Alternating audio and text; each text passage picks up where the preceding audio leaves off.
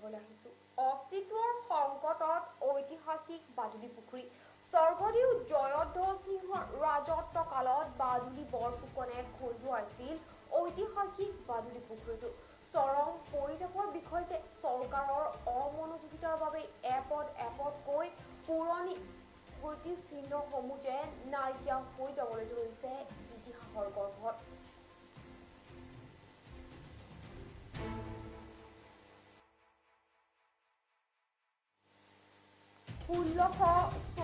চনতে স্বৰ্গদেউ জয়ধ্বজ সিংহৰ ৰাজত্ব কালত বাদুলি বৰফুকনে খন্দুৱাইছিল যোৰহাট জিলাৰ প্ৰথমটো পুখুৰী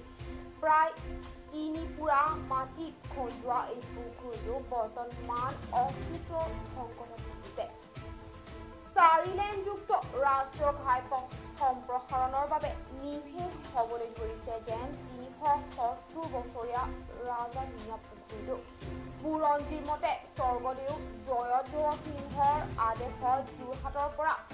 ৰংপুৰলৈকে চেউনিআলি নিৰ্মাণৰ দায়িত্বত হৈছিল বাদুলি বৰফুকনক অসমীয়া শৌৰ্য-বীৰ্যৰ প্ৰতীক লাচিত বৰফুকনৰ জ্যেষ্ঠ ভাতৃ বাদুলি বৰফুকনে সৈন্য বলৰ সৈতে তিয়কৰ হৈ স্থানতেই বসতি কৰিবলৈ লৈছিল সেই সময়তে বনুৱাসকলে খাবৰ বাবে পানীৰ অভাৱ ঘটিছিল বৰফুকনে বনুৱা লগাই চেউনিআলিৰ কাষতে এই বৃহৎ পুখুৰীটো খন্দুৱাইছিল তেতিয়াৰ পৰা যোৱা 90 দশকলৈকে সমগ্ৰ অঞ্চলৰ লোকসকলে সেই পুখুৰীৰ পানী বিভিন্ন কামত ব্যৱহাৰ কৰিছিল কিন্তু কালক্ৰমত ৰাইজে ব্যৱহাৰ নকৰাৰ বাবে তথা চৰকাৰৰ অমনোযোগিতাৰ বাবে বিভিন্ন অকৃতজ্ঞতাৰ কাম কৰি উঠিছে তাৰোপৰি বিভিন্ন কাৰণত ইয়াৰ পৰিসৰ কমি আহি বৰ্তমান প্ৰায় 1 বিঘা মান মাটিহে এই পুখুৰীটো অৱশিষ্ট বাচি আছে বৰ্তমান ৰাষ্ট্ৰীয় ঘাইপথ 4 লেন পথলৈ উন্নতিকৰণ কৰাৰ বাবে ইয়াৰ অস্তিত্ব প্ৰায় নিষেধ হওঁ এবাৰো ঘাইপথৰ প্ৰাধিকৰণক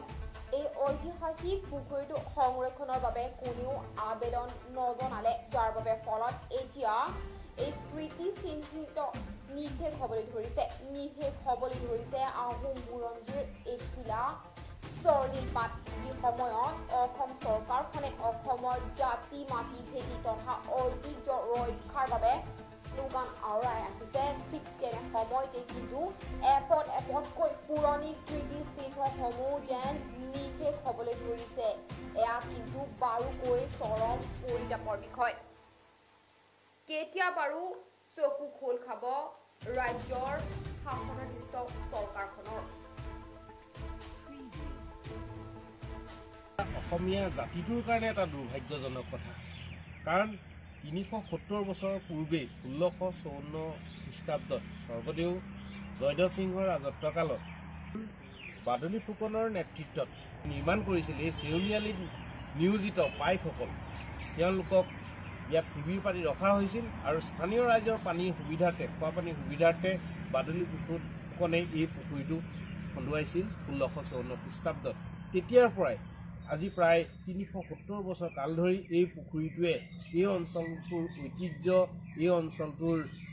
বিভিন্ন স্মৃতি কথা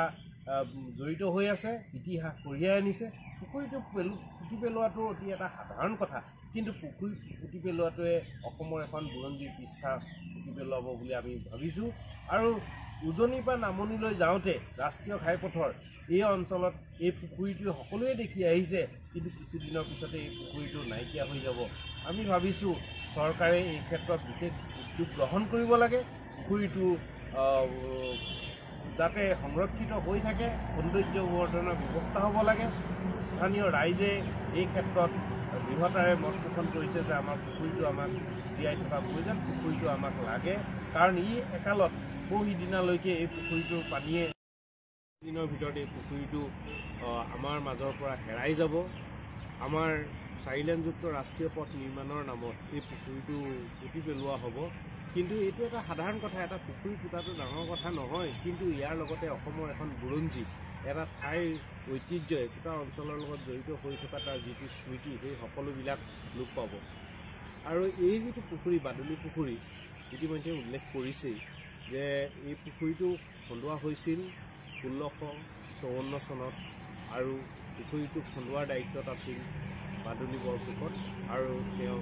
জয়ধ্বজ সিংহৰ ৰাজত্বকালত। আৰু এই পুখুৰীটো খন্দোৱাৰ উদ্দেশ্য আছিল স্থানীয় ৰাইজৰ পানীৰ সমস্যা। তদুপৰি এই বাদুলি ফুকনৰ দায়িত্বত আছিল যোৰহাটৰ পৰা গড়গাঁও পৰ্যন্ত যিটো ৰাস্তা বন্ধাইছিল চেউনিআলি, সেই চেউনিআলিৰ নিৰ্মাণৰ বাবে নিয়োজিত যিসকল শ্ৰমিক, যিসকল তেওঁলোকে পাইকক ইয়াত লগাইছিল আৰু এই পাইকসকলক খোৱা পানী দিনৰ ভিতৰত এই পুখুৰীটো